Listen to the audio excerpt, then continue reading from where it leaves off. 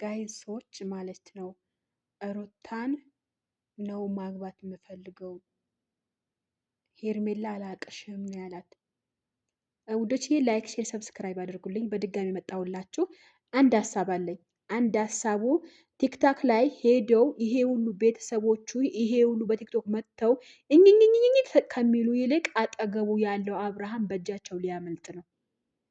በእጃቸው ሊያመልጥ ነው። አብርሃም ትክክለኛ አይደለም። ሄርሜላን አላወቃትም። ሄርሜላ አንቺን እኔ አላቅሽም።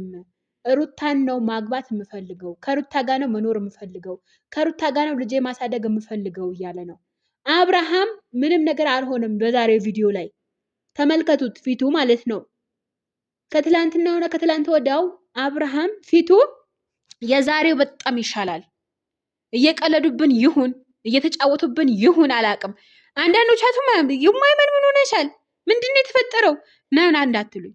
በቃ እኔ ያለኝ ነው የተናገርኩት። ነገ ደግሞ በአበደ ቪዲዮ ጠብቁኝ። ቤቱ ግን ላይክ፣ ሼር፣ ሰብስክራይብ አድርጉ መጀመሪያ ማለት ነው። ይሄ ለማስጠንቀቅ ነው የመጣሁት። ወላሂ አላቅም፣ ቻናሉ ምን እንደሆነብኝ አላቅም። ምንድነው ያስነካችሁብኝ እንዴ?